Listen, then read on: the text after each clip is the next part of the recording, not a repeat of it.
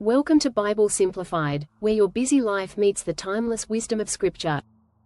No need to carve out hours, just listen while you work or unwind. In just 5 minutes daily, enrich your spirit. Today, we dive into Genesis chapter 15 to 20, exploring the profound lessons within. Let's begin.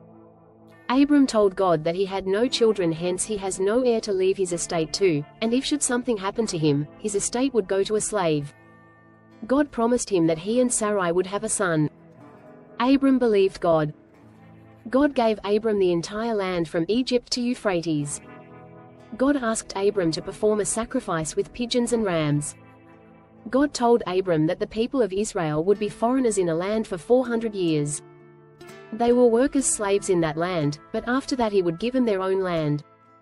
Meanwhile, Sarai asked Abram to have relations with her servant Hagar so they could have a child.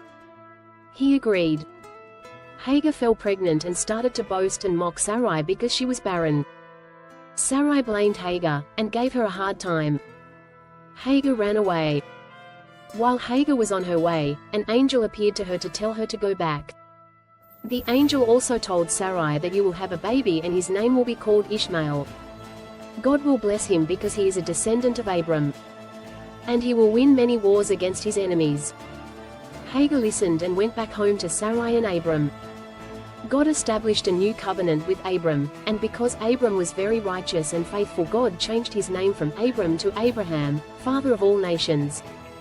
God also instructed Abraham to circumcise every male at the age of 8 days old. If they didn't get circumcised, they would be cut off from being his people. God also changed Sarai's name to Sarah, mother of all nations. One day as Abraham was busy and outside, he saw 3 messengers walking past his house.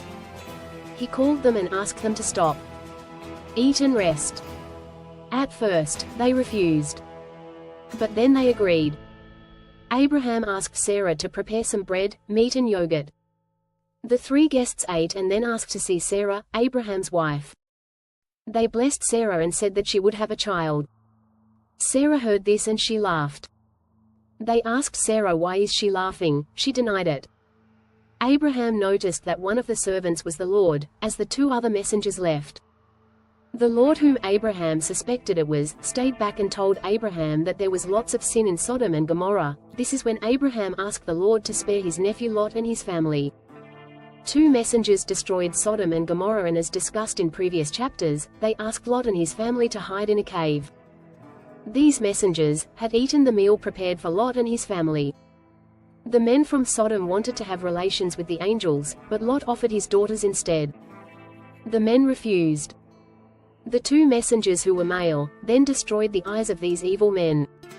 Lot gathered his family. The angels instructed them to flee and don't look back. Lot pleaded that he would take his family to a cave in Zoar, which the messengers agreed to. Lot's wife, unknown by name, was disobedient and looked back.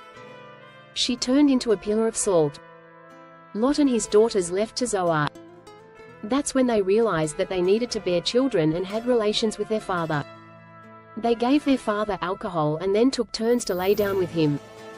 They fell pregnant later on. Abraham and Sarah entered the country of King Abimelech. Abraham lied again about Sarah being his wife and called her his sister instead. God gave King Abimelech a dream, and, in this dream, he told the king to send Sarah back or all his household will die. The king sent Sarah back and asked Abraham why did he lie about Sarah being his sister. Here again, as with King Pharaoh, he said that he was afraid that they would kill him. All the while, although Sarah was his wife, she was also his half-sister. The king told Abraham and Sarah to flee as he didn't want any trouble, and gave Abraham some silver to get him by. God saw this and blessed King Abimelech and gave all the women in his household children.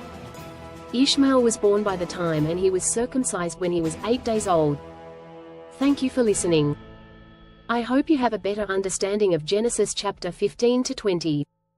Please join us for more summaries on Bible Simplified. This will help you to discover the message in each of the 66 books in the Bible. This channel was created by Laura Naidu. Please catch us on Facebook, YouTube, and TikTok. God bless.